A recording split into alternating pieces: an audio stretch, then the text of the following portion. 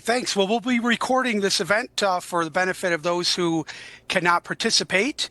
Thanks for joining us here on WebEx or Finger Lakes TV, Spectrum Channel 1304, Facebook, or YouTube. We're glad to have you regardless of the platform. I'm Dr. Robert Brown, Professor of History here at FLCC and organizer of the History, Culture, and Diversity series. And in this post-Veterans Day week, we here at SUNY Finger Lakes are tremendously honored to welcome into our midst Vietnam Medal of Honor recipient James C. McCloughan. Mr. McCloughan grew up in rural Michigan and attended Bangor High School, where he was a four-sport varsity athlete. He attended Olivet College in Michigan and earned a BA in sociology and a teaching certificate. And shortly after graduating in 1968, Jim was drafted into the U.S. Army. He was 22 years old, and this was the height of the Vietnam War and the year of the titanic North Vietnamese Tet Offensive and its aftermath. Jim completed his basic training at Fort Knox, Kentucky, and then transferred to Fort Sam Houston, Texas, to complete his advanced training as a medical specialist. On his final day of training, Jim received orders that he would be deploying to Vietnam. Between March of 1969 and March of 1970, Jim served in the field as a combat medic with Company C, 3rd Battalion, 21st Infantry Regiment, 196th Light Infantry Brigade of the famed Americal Division. During his tour of duty between March of 69 and March of 70, Jim, or Doc, as his comrades finally dubbed him, rose to the rank of Specialist 5 and distinguished himself in combat numerous times. On one such occasion occurred during the ferocious three-day Battle of Tam Key in May of 1969, when Jim's unit was ambushed and surrounded by a numerically superior North Vietnamese force. After fierce enemy fire downed 2 U.S. Army helicopters and prevented a rescue chopper from landing, and after his platoon's other medic was killed and Jim himself was seriously wounded, he made 9 forays into the kill zone and saved the lives of 10 American servicemen and 1 Vietnamese interpreter. I want to show you a clip that's available on the web that provides some contemporary images of Jim and some good archival footage that reflect the action that I've just described. So 1 second.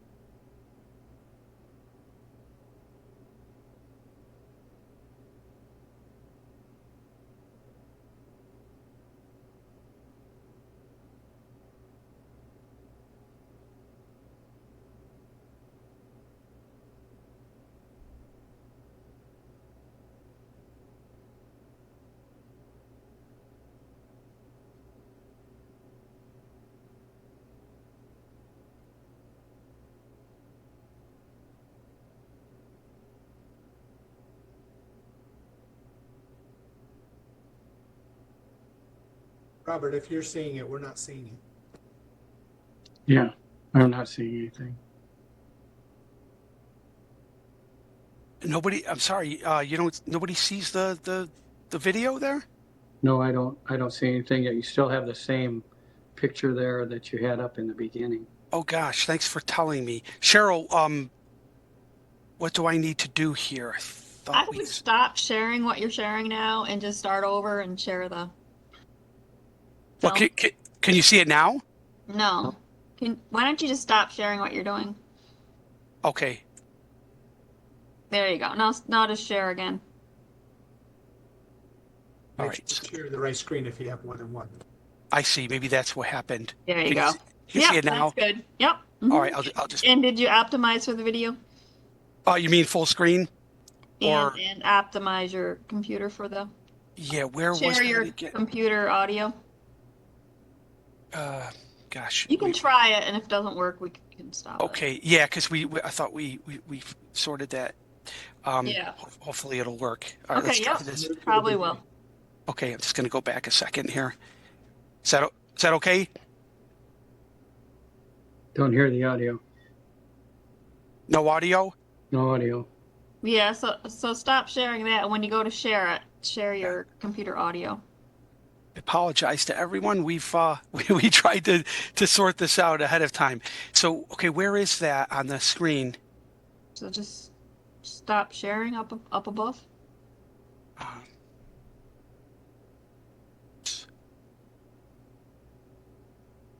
There you go. And then when you go to share, make sure you share your optimize for. yeah, where do I find that? Oh, I see. I'm sorry. Okay. It's all right. So optimize. Yep, we clicked that originally. Now let's see if that makes a difference.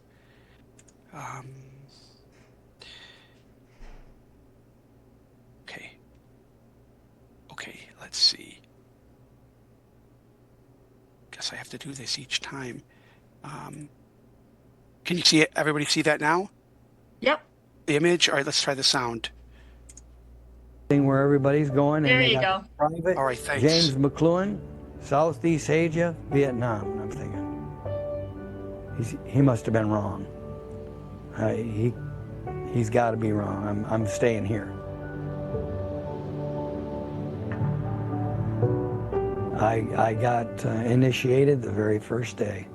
We hit our first ambush, had a man die, had a few people to patch up, and I shot a man.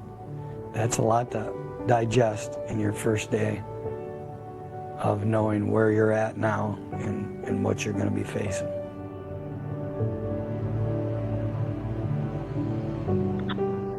Thirteen or 14 choppers. Combat assaulted us into the area near the base of Nguyen Hill. Well, it was a hot LZ, which means that the minute that we got there, we were fired upon. I jumped up, I weaved and sprinted through the fire and slid in next to him like I was sliding into second base. And I said, well, you hang on to your M16 because you're going up on my shoulders. So I threw him up fireman style and weaved my way through the crossfire. And just as I get to them, I hear this ungodly explosion. Well, it was an RPG that exploded nearby me and just pelted me from head to foot. I felt it. I mean, I felt the sting of it. But with the adrenaline flowing, knowing that here's two guys, let's get going here. We got to take care of them. What are you going to do now? About 10 meters away, there's two NBA looking at me just like I'm looking at you. Only they got AK-47s in their hands, and I had given my weapon up, and Folger and Aiken, they don't have any weapons either. And I said, gentlemen, follow me. And I turned and I sprinted down that trench line, and then I realized this is slowing me up, so I got out into the open because I could run faster. And I'm weaving and literally could hear and see the bullets skipping off the ground. They're firing at me. When they did finally get in and I got everybody on, Lieutenant Carrier says to me, get on, Doc. Well, now I look down and I've got blood all over me. And then my thought goes back to being on top of the berm and explosion and feeling the ping, and I realized, yeah, I said, no, I'm not getting on. He said, why not? I said to him, you're gonna need me.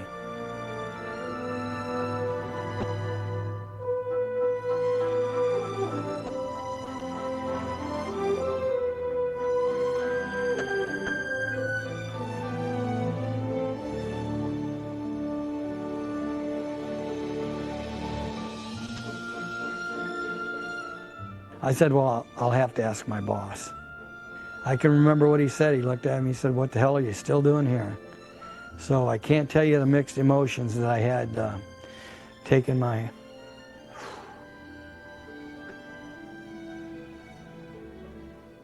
personal stuff out of my pack and leaving my men. Excuse me. I knew I was going to safety, but I was also leaving my men, and I was their medic. They've also shared with me that they had mixed emotions too. They were glad that I was getting out of the field, but they didn't want to lose me as their medic. So I was helicoptered in, and I became the liaison for AmeriCal Division for the remainder of my tour, which was about 5 months.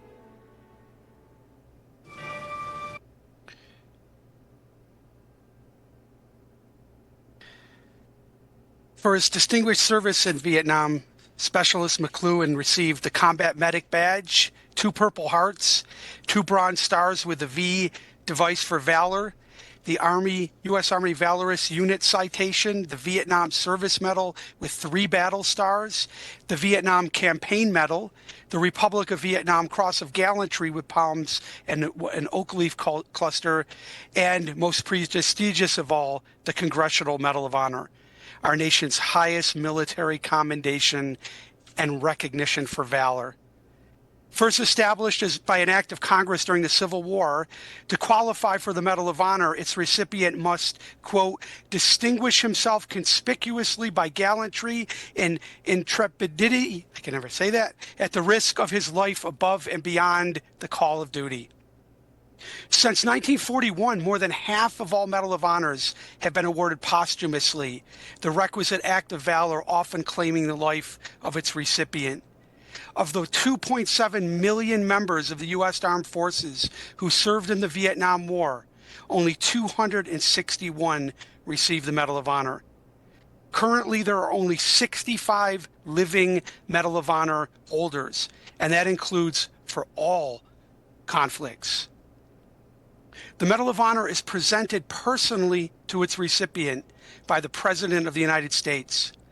When Harry Truman bestowed the medal upon PFC Desmond Doss, the Army medic who is depicted in the film Hacksaw Ridge, he famously confided, quote, I consider this a greater honor than being President of the United States, unquote.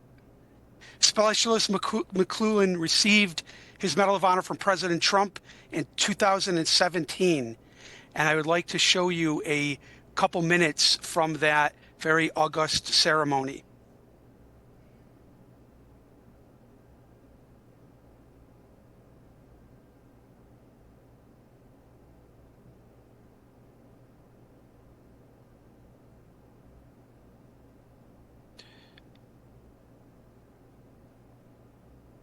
Do you see President Trump there? We do. Okay. Let me know if the audio is okay. Charlie Company. To many people in this room, Okay. Specialist 5 McCloughan has always been their friend Jim. To others, he's been coach. To those who bravely served with him in Vietnam, he's still called their doc. To his parents, Scotty and Margaret, both watching from heaven, he will always be their son. But today, 320 million grateful American hearts, Private McCloughan carries one immortal title, and that title is Hero.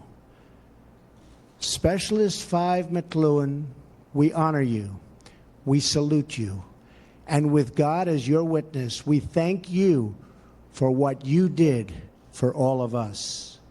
Now I would like the military aide to come forward and read the citation.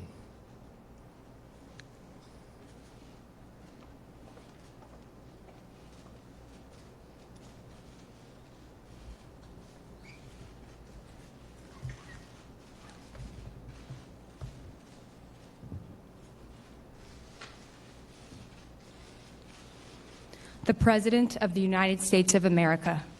authorized by Act of Congress, March 3, 1863, has awarded in the name of Congress the Medal of Honor to Private First Class James C. McCloughan, United States Army, for conspicuous gallantry and intrepidity at the risk of his life above and beyond the call of duty. Private First Class C. McCloughan distinguished himself by acts of gallantry and intrepidity at the risk of his life above and beyond the call of duty from May 13th through 15th, 1969, while serving as a combat medic with Charlie Company, 3rd Battalion, 21st Infantry, 196th Light Infantry Brigade, Americal Division. The company air assaulted into an area near Tam Kai and Nguyen Hill. On May 13th, with complete disregard for his life, he ran 100 meters in an open field through heavy fire to rescue a comrade too injured to move and carried him to safety. That same day, 2nd Platoon was ordered to search the area near Nguyen Hill when the platoon was ambushed by a large North Vietnamese Army force and sustained heavy casualties. With complete disregard for his life and personal safety, Private First Class McCloughan led 2 Americans into the safety of a trench while being wounded by shrapnel from a rocket-propelled grenade.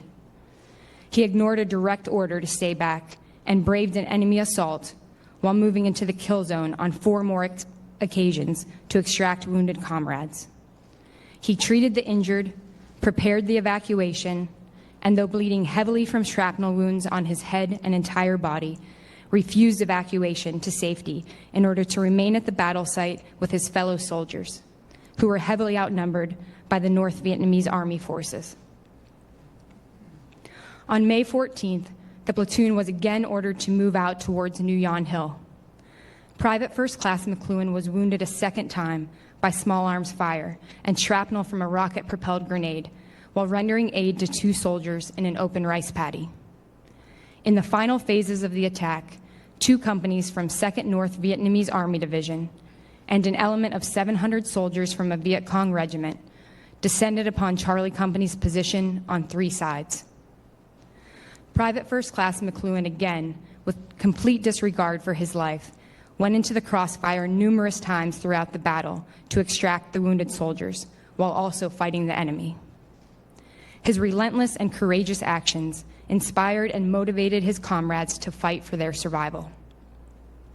When supplies ran low, Private First Class McCloughan volunteered to hold a blinking strobe light in an open area as a marker for a nighttime resupply drop. He remained steadfast while bullets landed all around him and rocket-propelled grenades flew over his prone, exposed body. During the morning darkness of May 15th, Private First Class McCloughan knocked out a rocket-propelled grenade position with a grenade, fought and eliminated enemy soldiers, treated numerous casualties, kept 2 critically wounded soldiers alive through the night, and organized the dead and wounded for evacuation at daylight. His timely and courageous actions were instrumental in saving the lives of his fellow soldiers. Private First Class McCloughan's personal heroism, professional competence, and devotion to duty are in keeping with the highest traditions of the military service and reflect great credit upon himself, the Americal Division, and the United States Army.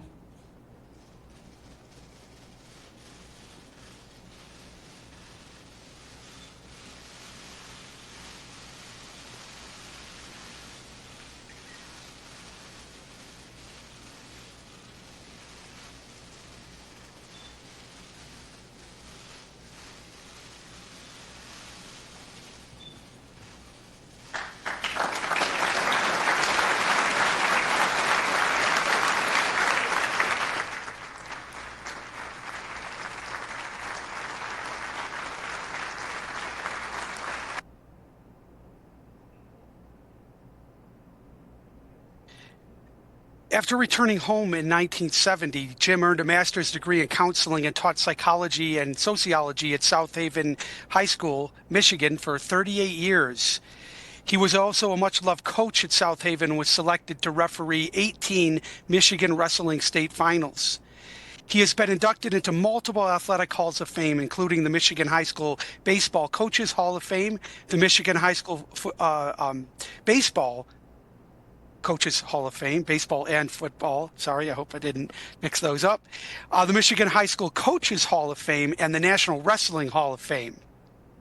Among Jim's other accolades are an Olivet College Distinguished Alumni Award and College Leadership Award, the State of Michigan Veteran of the Year Award, and the Peaceful Warrior Foundation's Military and Career Service Award.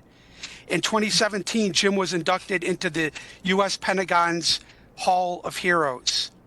Since his retirement, Jim has continued to render valuable service to his country and his community as a national speaker and member of multiple nonprofit organizations and charitable associations.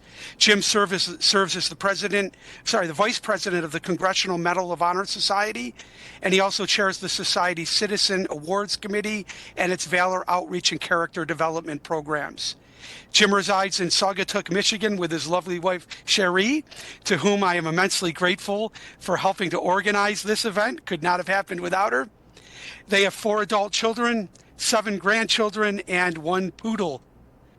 Immediately following today's presentation, we'll have a Q&A period, so if you could hold your questions until then, I would like to, with the deepest admiration and humility, now turn things over to our esteemed guest, Mr. James C. McCloughan. Wow, those videos bring back some real solid memories, of course. About 1,000,001 things were going through my head as the president was speaking. Let me just share something with you for a moment here that will give you an idea of the way I feel about the medal that's around my neck and all of those accolades that you just mentioned. Nobody does anything alone. Every athlete I've ever had and every assistant coach. I had 72 assistant coaches through the years when I was coaching, and those who were affiliated with me way back to when I was a kid, that they are the ones that can take credit for who Jim McCloughan is. And this is about the Medal of Honor. This medal is about love, a love so deep in the soul of 89 soldiers that's truly immeasurable. It's about a group of individuals, some were still boys, who either were drafted or volunteered to serve their country. We came from every part of this great nation, took our basic and advanced individual training, and ended up family in a place different from the hometowns that we all had come from. We started out loyal to our country and the United States Army, but soon discovered that getting as many of us out alive and back to the world would be our main goal. We became fast friends and soon brothers, a brotherhood deeper than our own brothers back home. Each of us had a part in the survival that we were thrown into, and we took our jobs very seriously. As their medic, I would do anything to help my brothers, and I was more than confident that they would do the same for me. I had what I called a positive job in a negative situation. I was trained to save lives and to make those who were sick and diseased better. My father had taught me at a very young age that I was to do things to the best of my ability. He instructed me to never do a job halfway. And it was my duty as their combat medic to save lives, and I always strove to do it and to do the right thing, to approach my job with integrity. Make no mistake, though, when we were sent into the battle for New Yon Hill, our company commander was right when he made the statement that it was a flawed mission. We had no idea how many soldiers were on that hill, and we didn't know the extent of their firepower. They usually send in what's called a forward observation, and they had not done that. Morale was a little low as we were combat assaulted in by helicopter into the area named Tam Key near New Yon Hill. We had been in a couple of firefights and our company was down in numbers, 89. But we stuck together and fought for each other's lives. with our backs to the wall, with the enemy heavily outnumbering us 30-1, we held our ground and battled with all of our might. Greater love has no man than to lay down his life for another, and that's what happened. May 13th through the 15th, 1969, as the men of Charlie Company were willing to give their lives to save each other.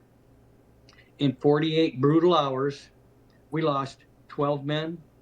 One was missing in action and died later. And I worked on anywhere from 50 to maybe a little more wounded and injured soldiers. When they brought the helicopter in, I want to mention here that they were in what's called a hot LZ. They were being fired upon, and those helicopter pilots will not land. So we jumped out of the helicopter with full packs, with weapons, and with our ammunition from about 10 feet in the air. And that's why I was forced to work on a lot of injured as well as wounded. We walked out the morning of the 15th as blood brothers. The love that we had for each other had conquered the enemy. They moved out, and we were still standing. I'd like to thank the other staff members that are there, besides Professor Robert Brown, and of course the students out there in Finger Lake Community College. I'm glad that you're going on to further your education, and I hope that some of the things I share with you today will give you a little insight into the fact that I'm the same person that you are in a lot of ways. A couple of statistics. You didn't think an old coach wouldn't have a couple of statistics, do you? Nearly 47 million have worn the uniform of the armed forces in whatever branch: Army, Navy, Marine, Air Force, United States Coast Guard, and now the NASA unit is a unit within itself too. There are less than 0.5% wearing the uniform of those services today. That means that the rest of us Americans are responsible for educating each other and the next generations with the knowledge of the gift of freedom that so many have put their life on the line to preserve. There is no free lunch. Somebody pays for it. At the present time, right now, as I speak to you, there's about 19,200,000 veterans alive on this earth.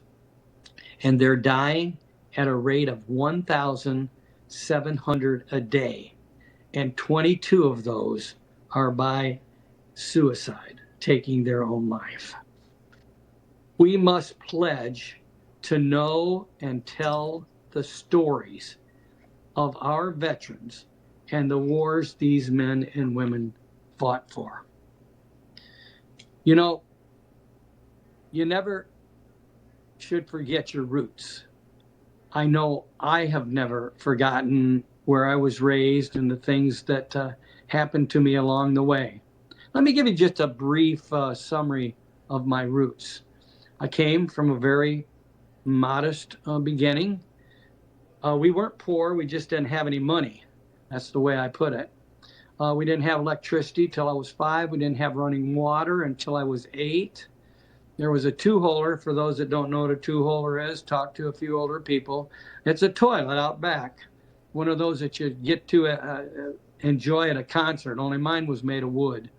And there was a lot of yellow snow in the wintertime because I never made it to that two-holer. It was too cold out there. I had my dad who had graduated from high school, and my mom who didn't quite make it through the 8th grade because her parents had died before she was 3, and that kind of affected her education. And I had 2 brothers, an older brother and a younger brother. And we actually walked each day 1 mile down the road to a little one-room country school, kindergarten through the 8th grade. My parents were already at work, my dad at the piano factory, and my mom, she was inspecting pistons when the automobile industry was real heavy back in the 50s and 60s. And we got up every morning. I was talking with my brother the other day. We never set an alarm. We woke up at the time we were supposed to wake up, packed our lunch buckets, and headed off to school. I attended junior high school and high school at, was mentioned, Bangor, Michigan, which was about 10 miles from where I ended up teaching for almost 40 years. I graduated. I was very involved in, as was mentioned, in sports and music. I'm a vocal soloist and actually going to sing at the National Rodeo Finals here in a couple weeks out in Las Vegas, Nevada. I graduated in 1964. Yes, there was a 1964. I thought it would never be distant to me either, but it is. I wanted to be a state policeman, but they had some regulations back then. You had to be 6 foot tall. You can't see me here, but I'm about 4.5, and I was only 5'2" when I graduated from high school.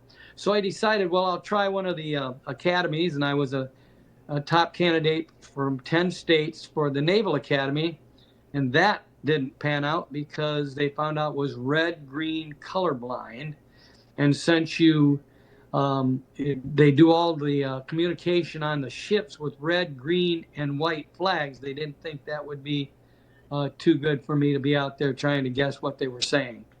You know, John Wooden, a great coach from UCLA, said, though, never let what you cannot do interfere with what you could do. So I decided to be one of the first McCloughans to graduate from college. My brother was a junior then, my older brother, and he was the first McCloughan to go to college, and I ended up being the second one to graduate in 1968. I signed a contract in May of '68 with South Haven Public Schools to teach. Then I got a letter from my uncle in the middle of June. You probably heard of him, Uncle Sam. He wanted to send me to a tropical zone before I got into teaching. And so I was drafted in August of 1968, did my basic training at Fort Knox, Kentucky, and went on to my advanced individual training down at Fort Sam Houston, Texas, in San Antonio. And my mom grew up in Texas, so I can talk Texan if I want to every once in a while. Let me read to you, though, let me tell you something about the variety of hats that I have worn and had to put into becoming a leader. And by the way, all of you will become a leader. You don't have to have a title to be a leader. And I think when I get done talking, you'll understand what I'm saying here. And you got to be ready when it's your turn, because you never know. I hope you're never in a war, but I never thought I'd be in a war either, and there I was, right in the middle of it. At the one-room country school, once we became third graders, we got to teach the kids below us. That was really fun. As a matter of fact, I loved it. In junior high school, I was a captain of several teams. In high school, I was a captain also of several teams. I had 4 leads in 4 musicals, was president of my junior class and governor of the high school. I played football, basketball, baseball, and ran track. As was mentioned, I had 11 varsity letters. When I got to college, I continued. I was captain twice with a wrestling team. I'd never seen a wrestling match before, but became a wrestler in my first year. It was their first year of wrestling, and I didn't do well that first year. I was 1-4 in the matches that I was in. But by my junior and senior year, I won back-to-back MIAA conference titles. The first champion for Olivet College, actually. I was on what was called a barbershop quartet group, and we were third in the state. I love that. I love the harmony, and it's just the voices that are existing that make the sound, and it is wonderful. Of course, then a leadership position, as I did become a head medic, and then came home. My profession, I taught, as was mentioned, I had a bachelor's degree in sociology, and I got my master's degree in psychology as a counselor and counseling and personnel. But I'm glad I was never a counselor, because I could counsel more in the classroom than counselors get to do. They really have to be involved with a lot of the curriculum, and the personal counseling doesn't take. I saw a head coach in football, wrestling, baseball, American Legion baseball, officiated for 25 years. You hope to get at least one state final as an official, and I was chosen 18 times to do the state finals. I managed and coached 22 Little League teams and 13 junior wrestling programs. I was a summer recreation supervisor running 4 parks here in South Haven, Michigan, where we lived then. And I ran the men's and women's softball leagues, organized the umpires and the games and so on and so forth. So you can see I was a busy man. I was on several things in the community, also in my church, and of course state and quite often at the federal level. The things that I loved to do too was some organizations in the school where we raised money for cystic fibrosis, cancer, what have you, through the years. But that's way too much about me. Who are you? And I would like to speak to everybody here. I'm speaking at the students, but I'm speaking to everyone, and I hope you understand as we go along that you will see what I mean. You are the accumulation of the Creator who made you and those who have developed your character and helped you to become who you are. Your parents, your siblings, your teachers, your mentors, your pastors, your bosses that you had through the years, your neighbors, your town that you grew up in.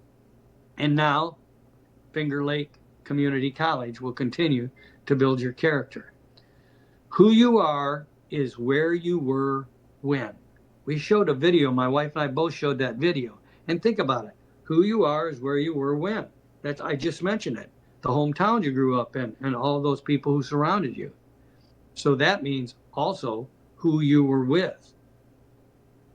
You are obligated to represent those who influenced you by being the best that you can be, as my father told me at a young age. As you reflect later on what I am saying to you today, this afternoon, I challenge you to remember those who most influenced you and to call them and tell them, not only that they did, tell them how they influenced you. Let me share with you the 6 pillars that I am the chair of in the Medal of Honor Character Development Program. And I'm just going to give you a brief description of these right now. Courage, that is standing up for what you believe in. Got to have that courage. Sacrifice, your time and your effort to serve other people. We're not put on this earth to serve ourselves. We're put on this good old earth to serve others. Commitment, sticking to your verbal and written contracts. I watched my dad, I never saw him sign too many written contracts. But if my father told you he was going to do something, it was done now, the minute he told you. And when he borrowed somebody's wheelbarrow and it might have a little rust in it, he would sand that down and paint it up. He always gave it back a little bit better than what he got it. Citizenship. You're going to be a member of all kinds of groups. You're a citizen of your classroom right now, of your college, your entire college, back in your community. You're a citizen of that, and someday you'll make a home someplace for yourself and your family. Patriotism, that's the next one, and it's a deep belief and feeling and loyalty to the United States of America. And the last one that I feel that I've used this in my talk on the medal and being a member of that group at New Yon Hill, and that's integrity. That means you're going to do the right thing even if somebody else is not watching. But I want to tell you something. God is always watching us. So we do have a critique, no matter if we feel we're alone or not. Taking these 6 pillars, you should develop what I call an authentic image. Your image can be either an asset or a liability to you. Image building is neither superficial nor unimportant. It's not about creating a false image, but recognizing the genuine aspects of yourself that should be coming across to those that you know work with, and meet along the way. Crafting your image requires a clear picture of what you want to portray to those around you. I'm going to give you two really important things. I call them ingredients that will help your daily image building and building your character as you go through life. I like another quote by John Wooden. He said, "Be concerned with your character, more concerned with your character than your reputation, because your character is who you really are, and your reputation is what other people think you are." And as a Vietnam veteran, I know what they thought of the Vietnam veterans, but I can tell you, a lot of what people said isn't who we were or who we are. 98% of the Vietnam veterans were honorably discharged. Here's the two ingredients. Number one, your habits. I can tell you right now, you make your habits, and then your habits make you. Second, what you think, your thoughts. I call that in psychology self-talk. You do talk to yourself. I talk to myself all the time, I'll admit it. I never answer myself, though. I want you to know that. But I do talk to myself and try to answer it by my actions.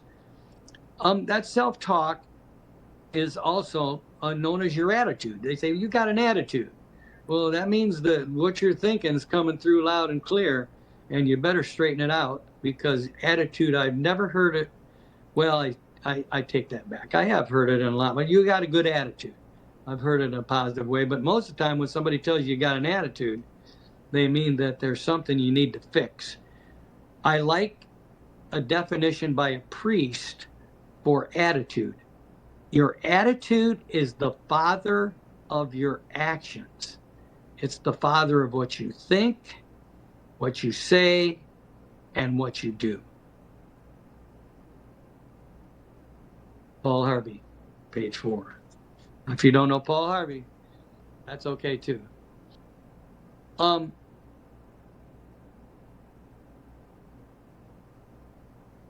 tell you that your habits are not a machine. They're things that can go in your way or can go against you, literally. Let me talk about habits here for a second. Preparation and organization are the key to developing good habits. In my profession as a teacher and a coach, good repetition developed good habits for both my students and my athletes. Notice what I'm saying here. You can swing a bat all day long, but if you're not doing it properly, perfect practice makes perfect habits. If you practice it the long way, your habits will develop and you'll be the strikeout king.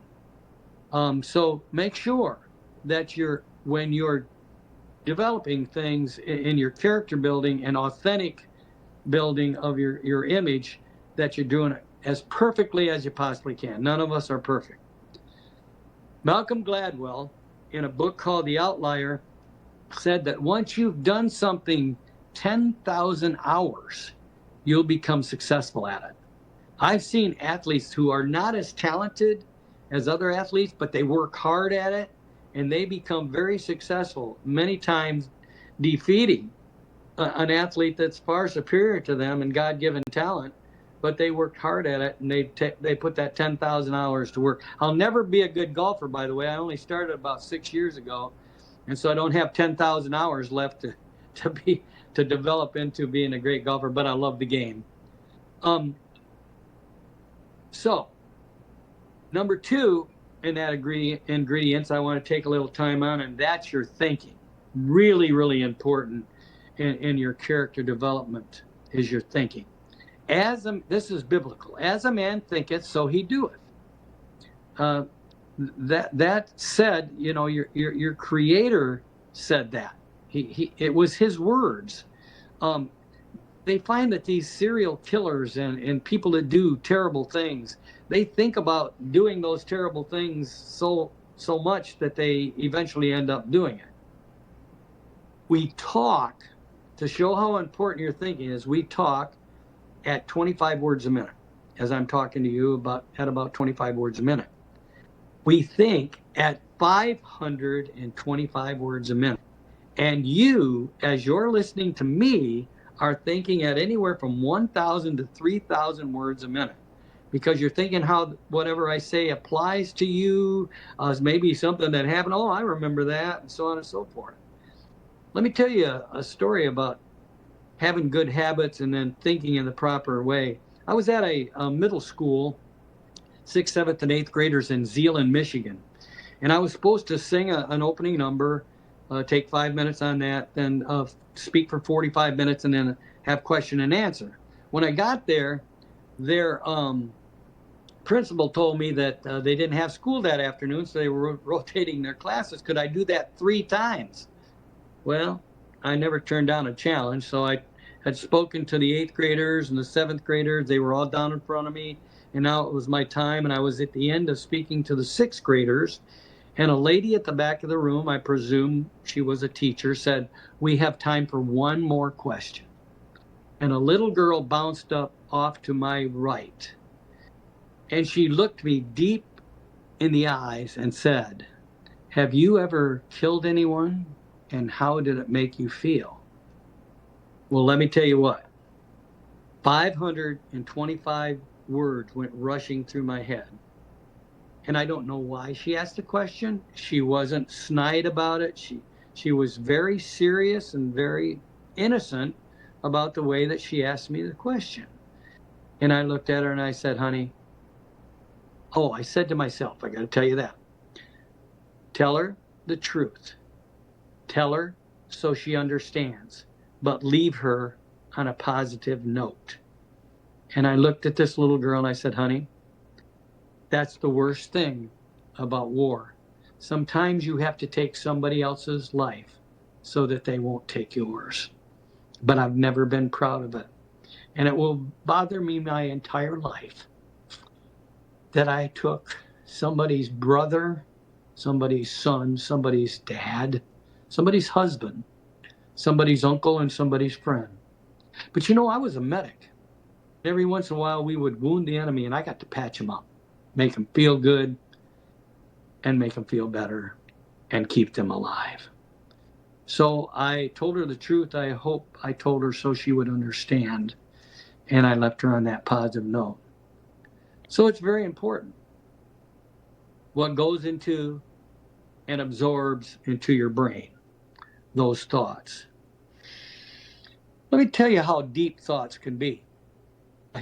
I think so that I don't pick on one party, I think Republican Democrats, many of them fit into this category. This guy came to a psychiatrist and he said he thought he was dead. Well, the psychiatrist never had anybody like that. So he said, "You're not going to pay for today's session. I want you to go home. I want you to look in a mirror and 3 times a day say, 'Dead men do not bleed.'" Came back the next week. He said, "You do your homework?" He said, "Yep." "What'd you do?" Looked in the mirror 3 times a day, said, "Dead men do not bleed." He said, "Give me your finger." Gave him his finger. He took a pen and he poked it. And blood came out of that man's finger. And he said, "Oh my God, dead men do bleed." So I think the older people here understand when I say that's some of the Republicans and Democrats today. No matter what you tell them, they're going to still believe what they believe in. Your positive thoughts develop your positive habits. See how these work together, these 2 ingredients? Your thinking will develop what you do, and then your particular, whoops, it looks like I went off. No, I guess Bob went off. Can y'all hear me? Yeah, you're great. Okay, good. Okay, thanks. And simply try to be the best you that you can be, because everybody else is taken. There's no sense in trying to be somebody else. Everybody thinks they need to sing like somebody else and so on and so forth. Just be who you are. You are unique. Teamwork is the only way to achieve 100% success in your life. Everyone is important. I have another John Wooden. He's one of my favorites. I have all kinds of quotes, but one of the things that he said is, "It's amazing how much can get accomplished when you don't care who gets the credit. As a coach, if we won a game, I always said it was the players and they executed real well, and we lost a game, I said it was my fault. Must be that I didn't prepare them properly. And I could take that on my shoulders quite well. And by the way, I learned a lot more from any losses through the years than I ever did with your victories. You kind of evaluate a little deeper when you don't end up on the successful side. Nothing ever gets accomplished alone. Those 89 men, I wear this medal for those 89 men, whether they made it through that battle or they didn't. I also wear it for anyone who has served, whether it was a long time ago or will serve later or serving right now, and especially those who died, who gave their life for the freedom that we enjoy today. Okay, you got to know when to lead and know when to follow. I said, you know, it's going to be some times that you follow and sometimes that you lead. And I'm going to give you another example of that. I jumped off of that helicopter the first day. You saw in one of those videos, the very first day we hit an ambush. And I had 2 men killed, several injured. And I literally can remember killing my first human being on that day. But that first day, coming off the helicopter, 2 individuals stood in front of me. One had his helmet on crooked and had a tooth missing right here up front, and he talked real slow. That was Sergeant Hatton. The other one was Sergeant Mittendorf, and every about 4th word was a swear word. You got to be in a war to understand that people don't speak the way they usually do, but he'd already been there a while. I looked at those 2 guys and I said, Lord, you put me in a life-death situation, and these are 2 guys that are going to save my life? Well, I found out in a day or so that they had a high school graduate degree, and of course I was a college graduate. But they had a master's degree already in fighting a war. And I tell everybody I knew I was smart enough to know how dumb I was as a warrior. And I did everything that they told me to do. And if they said take more ammunition, I did. If they said take a few more grenades, I did. And they actually taught me to be a soldier. Know the talent that God has given you, the skills that He has given you, and then take those and become a leader with those talents. As a leader coach, I not only had to know my athletes, what kind of skills they had so I could place them in the right place that was good for them and the team. I also had a host of other people around me.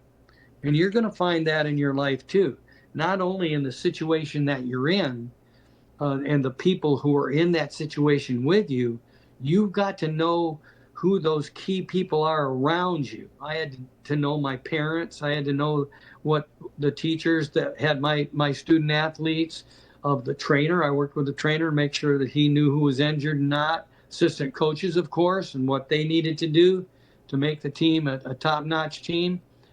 Field maintenance crews, you know, having your practice field and your home field ready to go. Supporters, people who gave money so that we could wear nice uniforms and things like that. Weightlifting coach, the guy that filmed the game, let me tell you what, they didn't know what they had done in that game until they could see what they had done in those games. I did the same thing with my wrestlers, had individual wrestlers filmed, and then they would watch films of themselves. And of course, I had newspapers, television stations, radio stations that I dealt with all the time. The water boy. He was picked on one day, and so I told him at halftime, don't take any water out. And the guys were complaining about they didn't have any water. Where's the water boy? And I said, well, you've been picking on him. I told him to leave the water in there. If you can talk nice to him, I'll have him bring the water back out. And they vowed to treat him differently at that particular point. I want to emphasize, know the personality and the heart of each person who is in that particular group that you're in. You'll be all kinds of groups. I don't want to pick on any individual group, but and what my father said was right. You know, you do as much as you can. Don't do it halfway. And I ain't going to get it. I never got it with my dad. I can tell you that right now. When I refused to be medevac that first day, I had looked up onto New Yon Hill when we were attacked out front. My platoon was the one that was sent out front. And they were about 3/4 of a mile away. And it looked like lava flowing down that hill coming towards our position 3/4 of a mile away. I don't know. I didn't know at the time how many were on that hill, but I knew there were a bunch. And so when I said I wasn't getting on, I knew I was a combat medic. I thought I'd spent my last day on Earth. I really did. But I'd rather be dead in a rice paddy than alive in a hospital and find out that one of my men died because Jim McCloughan wasn't there to do his job as a medic. I want to touch for a moment on what you should do with the rest of your life when you get through with your education, or what you should do each day. First of all, make each day count. Yesterday is gone, learn from it. Tomorrow never gets here. Remember that. Tomorrow never gets here. Tomorrow is tomorrow, and when you get there, it's today. So tomorrow is going to be the next day. Learn from that, plan for the tomorrows, but really work on what you do each and every day. I can tell you that sometimes you're going to have to give tough love as a leader, and you're going to have to use love as the catalyst. Nobody cares how much you know until they know how much you care. I'm going to tell you right now the biggest lesson that I learned in Vietnam. I have just begun to share this with individuals in some of my speeches, and it applies to all of us that are on this webinar. It was the second day. I had been called medic out onto the rice paddy. Got out there, the guy had been shot in the stomach. Some of the organs had already started to come out. This is about as distinct as I'll ever get. I don't talk about a lot of the things, but I want to give you a picture. I needed to get the organs back in, the pressure bandages on, and I'm a sitting duck, and that's when I got hit with the AK-47 round in the arm. Kept right on going. Got the pressure bandages on, then I took my water. I had nothing to eat or drink for those 48 hours of that battle. I used all my water on my wounded and those that needed it, that were getting overheated. And so I got everything, water on it, dragged him into a trench line that was left there by the French when they fought the Vietnamese back in the French Vietnam War.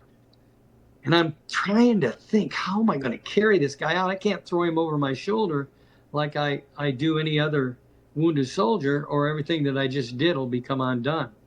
So I finally decided that I would hold him like a baby and cradle him in my arms and hold him close to my chest, and actually even put pressure on those pressure bandages and get as low. This is one time that was good that I was short. Get as low as I could and run through the crossfire. That's called the kill zone, by the way, where the enemy's shooting at my men and my men are shooting at them. And that's what I went into 10 different times during that battle. And then maybe we could get through. And all of a sudden, out of nowhere, a thought came over me. I think I've made it known to you how important my father was to me. And I remembered that it had been since I was a little boy that I told my dad that I loved him. Because in the 50s and 60s, dads didn't do that with their sons, and I didn't do that with. I was sure my dad knew I loved him, and I knew my dad loved me, but we just didn't say them 3 words. So I bargained. Now you'll know why I was so busy as a coach and a teacher. I bargained with the Lord, and I said, Lord, if you get me out of this hell on earth so I can look my dad in the face just one more time and tell him that I love him, I'll be the best dad, I'll be the best coach, and I'll be the best teacher that I can possibly be. And an incredible peace came over me. I don't think we're puppets on a string where Jim McCloughan can be saved and God will let some other soldier die. But I felt the Holy Spirit. And although I felt the best medic I could be at the time, I was keyed in on trying to do everything the best that I could do it. Another quote by John Wooden is, "Be quick, but don't hurry." And that's what I did the rest of the battle. I ran to my dad in the O'Hare airport and threw my arms around him, told him that I loved him. And he did the same thing back at me, as if we've been doing that for the 24 years of my life so far. That was our greeting and our departure from then on. And I taught my students, my athletes, my 72 assistant coaches, my children, my grandchildren, that those 3 words need to be said. And as an assignment to you, yes, the coach and the teacher's giving you an assignment. There must be somebody out there that, because you've just been too busy, you haven't been able to tell them those 3 words. And you're going to do that today, any way that you can get to them, and tell them why you love them. That's very important. I learned that lesson on that day in Vietnam, and it stuck with me for the rest of my life. And as an end, I would like to tell you that there's a whole lot of things out there that you're going to face. And I'd like to touch just a little bit on your health mentally.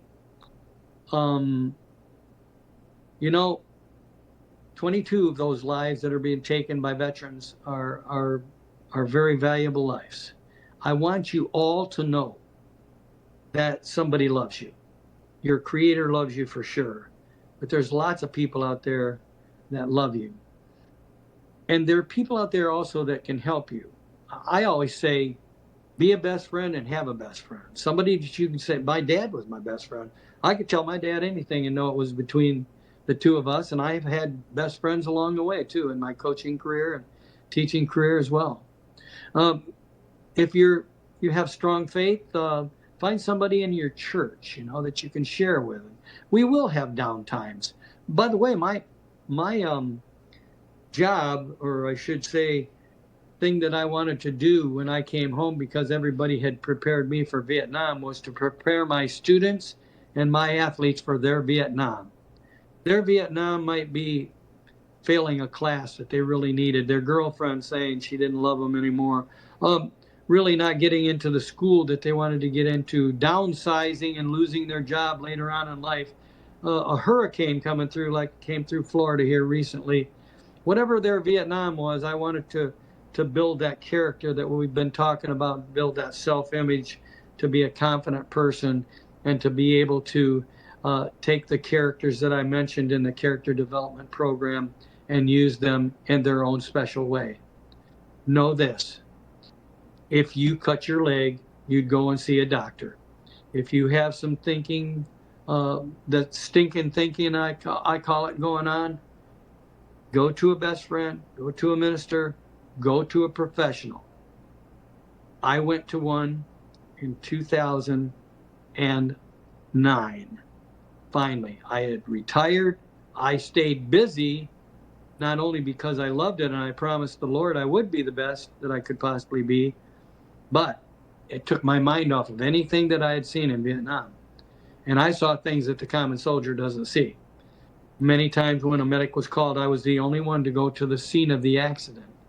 And I can tell you right now, the price that's been paid for our freedom is enormous, just enormous. And so see that professional. Oh, remember, I got a master's degree in guidance and counseling, but I couldn't counsel myself. And I went to a man called Brian. Brian was paraplegic, a Marine veteran, and he took me through everything. He made me open up and say, this really did happen to me. And he's the only one, by the way, that knew about the battle. I never talked about my service time when I was going through the many years as a teacher and a coach. Many people were surprised when it came out 48 years after my battle that I was getting the Medal of Honor. I'll share with you that my son who's a lieutenant detective with, guess what? The Michigan State Police. There's no longer a requirement to be 6 foot. He's lieutenant detective. And the day that I received the medal, July 31st, 2017, from, you saw it on the screen, from the President of the United States, he got a call from his sergeant detective. He said, Jamie, I saw your father on TV today get the Medal of Honor from President Trump. When did you first hear this story? And my son said, today, the same time you did. Don't hold those things in. And by the way, I haven't sat down with my boys, my 2 sons, and I'm going to tell them everything. And otherwise, they don't know the story. And so that's my final message to you, that you need to be healthy physically, mentally, emotionally, and very importantly, your soul needs to be healthy and whole. And now I'm going to open it up for some questions that I might not have covered here. Oh, and by the way, Did you want to do some pictures? what's that? Did you want to do pictures? I have some pictures that you're You can going do to show. whatever you want to. Well, they're your pictures. You can show them. Yeah, you can. All right. I'll explain what they are if you pop them up there and explain. Shree picked some of them out. That right there is a hand drawn where the battle took place. Nuyon Hill, you can see Nuyon Hill, and back where those red X's are, where the areas where most of my men were wounded, and you can see they're firing at us and we're firing back at them. That line there where it says Company C, the night hospital, that's where I put 2 guys and I kept them alive all night long. And one of them was a top geoscientist in the nation when he came back to the United States of America. I've reunited out of the 32 of us that walked out of that battle right there in that area. I've reunited 23 of us. So any of those 23 can call each other. 10 of them were at my medal presentation. Okay, go to the next one here. That's me. That's one of my favorite haircuts right there. Yes, sir. That's basic training. And that building right there, they only have one of those barracks left. And they brought me in 2018 to visit Fort Knox, Kentucky, where I took my basic training 50 years before that in 1968. And they took a picture of me holding a weapon now, in 2018 anyway, and they put it right next to me holding that weapon there with the building, actually, the building behind me, the only building left at Fort Knox, Kentucky that looks like that. They took me on a tour and said, well, has anything changed? I said, I never got out of the training area. I don't know what it looked like back then, but it's a beautiful, beautiful fort. That's me with a track dog. Medics weren't supposed to do that. They weren't supposed to go into the tunnels and what they call DD holes. And this dog was so gentle, but when he was working, he worked very hard. And I'm a lover of dogs, by the way. So that was very satisfying to me to work with a dog there. You can see the canteen on me. That's the water canteen in the M16. And we always carried we sweat profusely, and we always carried the towel over our shoulder there. You can see the towel. My backpack weighed about 133 pounds. The normal backpack was about 100 pounds, but I had 30 pounds of medical stuff with me. And by the way, when guys got overheated, we called it heat exhaustion. I would have to give them an IV. And back then they didn't have the plastic bottles. They had the glass bottles, and that made my pack heavy because I carried at least 5 of those at all times. That was one of my worst enemies, was heat exhaustion. It was 100 degrees or better all of the time that we were there, except for in the monsoons, and the humidity was well over 100 most of the time. Go ahead to the next one here. That is me on May the 15th, right after the battle. And you can see that AK-47 I captured from the guy that I killed with a rocket or with a grenade, what I called an air explosion. I threw it over by him. I knew where he was, and I killed him. And that's the AK-47. You can see, don't I look wonderful? I look like something that was 48 of the worst hours. I tell people I don't believe I got an award for the 48 worst hours of my life, but I didn't. My men did. Oh, these are my very, very close friends. Sergeant Hatton is next to me. That's the guy that you can see he's got a tooth missing there. And then Sergeant Mittendorf is the one on the far left as we're looking at it with the sergeant stripes there. And I actually officiated Sergeant Hatton's funeral. He died 3 years ago, and I went to the state of Washington and officiated his funeral. Just got back from visiting Joe down in Missouri a couple of weeks ago. The man next to Joe is Mike Kairos. Mike got killed. He was robbed in 1975, made it through Vietnam and got killed by a robber. And his son was 3 years old when he got killed. His son I invited to take his father's place when I received the medal in Washington, D.C. Mike Martino right there is next to Mike Kairos with a little mustache there. And he just got done hunting out in Pennsylvania and now is down in Florida. All of those guys, we were very, very close. The other guy wanted to get his picture taken with us, and I, as of yet, have not found out who that is. He was only with our unit a few weeks, and then he was gone.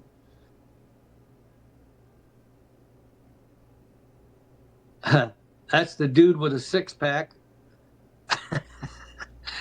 Act a little stupid with my boonie cap on sideways. But you can see the terrain. That's LZ Center that we're on right there. That's where we would pull back to after we would go out on our missions. We'd be out for weeks sometimes and then pull back, and then we had to hold guard duty. I don't know if you can see or not, but my pants are soaking wet. That's how much we would sweat. And anytime I got a chance to take my shirt off, I did. We wore the long sleeve shirts. I think that's interesting to tell you, because if you got cut by the elephant grass, we would get what you can get today. It's called impetigo, and it would take me several days to heal that because it was so terrible out in the field. I mean, we wore the same clothes for 4 to 5 days sometimes before we'd get resupply. So you can see how wet things are there. I still have those dog tags, the original dog tags. There is, I'm not going to tell the whole story, but back in about 4 months after the battle, my lieutenant came to me and told me that he put me in for the Distinguished Service Cross. And, but he was told by a superior that I was nothing but a private first class, and they don't get that, put me in for a Bronze Star. That's the Bronze Star that I got in Vietnam. I earned another one, and they had a V. You can get it for meritorious service, but mine had a V on it because I got it for valor. And so I told my lieutenant I wasn't there for any medals or ribbons on my chest anyway. And so I came home and told my father and my uncle that I'd been discriminated against. And in 2009, 40 years after the lieutenant told me that he put me in for the Distinguished Service Cross, he went back after the Distinguished Service Cross. Took him 6 years and 4 months to get the case from the Human Relations Committee into the Army Board of Decorations and Awards, where it has to be to start. 6 years and 4 months. A year later, we found it was up at the Pentagon. And that year, I got a call from Debbie Stabenow, who was Lieutenant Clark's congressperson to take the case on up the chain. And she called and said that the case had gotten on the desk of Ashton Carter, who was Obama's Secretary of Defense, and he read, you need 2 eyewitness letters. Lieutenant had gotten from the 32 men that walked out of the battle, he had got 9 eyewitness letters. And the Secretary of Defense read the letters and all of the other material that had been prepared by the lieutenant. And he said that the Distinguished Service Cross that the lieutenant was going back after was not high enough. So he's the one that recommended that it be the Medal of Honor. Still not out of the woods at that point. The Medal of Honor must be presented within 5 years of the action, and at that particular time it had been 47 years. And of course, once I finally got it, it was 48 years after the action that I finally received it. So Debbie Stabenow had to write a bill to be passed in the House and the Senate to waive the 5-year stipulation, and it passed in December of 2016. We got a call from President Trump in May of 2016, almost 48 years to the week after the battle, and he told my wife and I that I would be receiving the Medal of Honor. So that's a really short version of it. That's the Bronze Star that I got. Anyway, there's the interpreter that I saved. That's Tay. Tay and I became very good friends. That's also on May the 15th. That picture was taken. He's holding my M16 and I'm holding the AK-47. So it makes him look like he's the enemy and I'm the American. By the way, the Vietnamese called it the American War. They didn't call it the Vietnam War. They call it the American War because we were the ones fighting them. Well, she picked out some pretty good pictures here. Is that it? That's it. It is what it is. Okay, thank you so much for doing that. Am I talking to, who am I talking with now? Oh, it Is was that you, Cheryl? Yeah. Cheryl? Thanks, Yep. Cheryl. Thanks a welcome. lot. Okay, shall we open up for questions now? If anybody has a question, feel free to unmute and pose it to Mr. McCloughan, or if you can type it in the chat and we'll try to read it for you.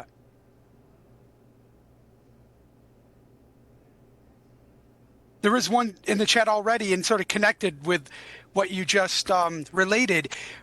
How was your experience speaking to President Trump on the phone and in the ceremony? Yeah, I'm glad somebody's asking that question because, we look at somebody sometimes and we think that they're far superior. I hope he feels the same way I do. As a coach, I was only one person. As a matter of fact, I'll share with you what I told every class the very first day. I am not the only teacher in here. You will teach each other. You'll teach me, and I might just get a little bit that I can, rub off onto you too. It's very important that we realize that we're not the only person involved in a certain situation, and so I hope I'm answering this question okay. Did I get it? Shoot it at me again. Yeah. What was your experience speaking to President Trump? Oh my gosh, he wore diapers once too. I bet you guys didn't know that. And he sat in a classroom as an elementary school student and so on and so forth. He was very kind to my wife and I. We were in the Oval Office, of course. He signed my citation. He signed my Medal of Honor certificate. We had quite a little chat in there, and his daughter came in. We got to meet Ivanka and chat with her a little bit. Then my wife left, and she went down to the East Room where the ceremony was going to take place. And he and I walked from his Oval Office down to what was called the Blue Room. And he and I were standing all alone in there, and I noticed this band across the hall. And I thought, well, there is a little food that's going to be given out after the ceremony. Maybe they're going to be playing. All of a sudden, they started playing Hail to the Chief. And I looked at the president and I said, hey, is that for you or me? He says, you know what? Today we'll let it be for you. So he and I marched down to the East Room where the ceremony took place. It's too bad your dad wasn't alive to witness that. He'd be so immensely proud of you, I'm sure. if you look through some of the pictures that are taken, and they caught me looking up a couple of times. My mom and dad both had passed at the time, but they were there. They were there. I felt their presence. Thank you, though. Thank you very much, Professor Brown. I appreciate that. Other questions?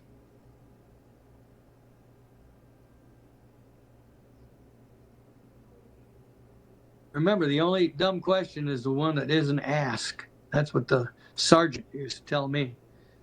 Believe you me, when you get in a life and death situation, you want to have an answer to every question that you ask, and you're not afraid to ask them either. Any questions out there? Come on now. I'm getting paid thousands of dollars to do this. Got to get my money's worth. There's a lot of comments in the chat, and they're all consistently, thank you so much. What a great role model. One of my students referencing my ancient Greek history. Of course, you've achieved earthly immortality in his eyes, and I would concur with that. I tell you, the principal and the athletic director came into my room the day that I was retiring. It was June 2008, and I was taking everything down off the wall. I had what was called the Wall of Fame at on the back of my room, and every all-stater was on that wall. And I'm taking these down, these two guys. Of course, I had both of those guys in a classroom at one time, and now they were my boss. As a matter of fact, the athletic director pitched for the Tigers, the Cubs, and Kansas City, so I had coached him in both high school and American Legion ball. They said, "Coach, do you know how many lives you've touched?" I said, "Whoa, wait a minute. I'm the lucky guy. Do you know how many lives have touched me?" And I stayed in one place, and they all just kept coming. And I've calculated that probably 3,500 athletes that I coached and 13,000 students that I saw not just once in a while, but on an everyday basis for a whole semester. And some of them would take both classes, so I'd have them for a whole year, day in and day out. I was blessed more than I deserve. That's one of my older brother's favorite sayings. I'm blessed more than I deserve. You mentioned that really touching reunion with your dad. What was the homecoming like generally for you? I was in a fog. I was in a fog from the time I lifted out of Vietnam. I remember us cheering when we got high enough that we knew we couldn't be shot at with any ground-air missiles or anything like that, and that we were far enough away from the action. And I was quiet the whole way home. I know that. I for several weeks, and of course for several years, I just buried it. That's basically what I did. And then once I wasn't as busy as I was before, it started coming out, and that's when I went to see Brian, and I'm glad I did. Brian and his father were at my ceremony too. Brian in a wheelchair, and his father is a Vietnam veteran, so that was kind of neat to have him there. We could invite 100 people to the ceremony, and that was hard to narrow it down to 100 people. I can tell you that right now. Wow. So my doorbell just rang, so don't pay any attention to that. We don't know who is there, but have you ever attended, I guess one of the benefits of being a Medal of Honor recipient is that you can attend the presidential inauguration and accompanying ball. Did you attend the last one, or do you intend any plans to do the next one? No, as a matter of fact, I got the medal after Trump, of course, had his inaugural ball. I did go to his State of the Union, though. I got to go to it. Debbie Stabenow could have one guest, and I was that guest that she chose to go to. That was very interesting, too. And, of course, Biden, he did. I don't think he had an inaugural ball because wasn't it a COVID and when he was brought in? Maybe he did with a few, close friends and things like that with mask on. But no, we didn't. Medal of Honor were not invited. But yes, Medal of Honor are supposed to be invited. We did go this is interesting. We went to Melania's a Christmas decoration things, and they had several people come in. The ceremony went on twice a day for almost all of December. So every Medal of Honor recipient on different days was invited to attend it. And it was just beautiful. And the president and his wife came out and spoke to the group that was there the day I was there, and so on and so forth. So, yeah, that was interesting. Good question. Yeah. And of course, we're invited to a lot of things that, normally you wouldn't get invited to. I've met people and been places I would have never, ever dreamed of being. I think I'd been on a plane about 5 times before I got the Medal of Honor, and I was 5 times in the last 2 weeks on a plane. Very, very busy. Very. I have to ask you 2 questions as a historian. The first is there a memoir somewhere in the future? And secondly, I teach medical history, so I'm interested, as a medic, how often did you encounter malarial cases of a serious character in Vietnam? Okay, first question was Memoir. okay. I could write 10 books with my coaching and my teaching, and we're trying to find a ghostwriter. I just am so busy with what I am doing with the Medal of Honor, and only about 20 of us go out of the 65 and do what I do. And the second question, some of these guys, I would give them their pills to take, of course, and some of the guys, if they didn't take their pill, would get malaria, and they found out that wasn't something that they would want. Joe Mittendorf, one of the machine gunners that I mentioned before, one of the first 2 that I met, he got really sick 40-some years after he had come back. And they're checking for the flu, they were checking for this and checking for that. And he said to one of the nurses, by the way, he said, I had malaria when I was in Vietnam. And she said, oh my God, I don't know if you know this or not, but malaria will stay with you forever. There was a World War II guy, he and a bunch of his World War II buddies met at McDonald's across the street from the high school that I taught at. And I noticed one day that guy was missing. He was missing for about 2 weeks. Finally showed up again. I said, where you been? He said, I went to Ann Arbor. He says, I got malaria when I was in World War II, and he said it came back. So it's with you forever. Yeah. And I did encounter having to get those guys in. You don't want malaria. I can tell you that right now. And people ask me why I didn't take my medical job as a medic and go into the medical world. Well, it's because I wanted to coach and teach, and they took me away from that. I paid for every dime of my education, and if you can put yourself in my spot, and there you are, you finally nail down a job, and you work so hard through the years.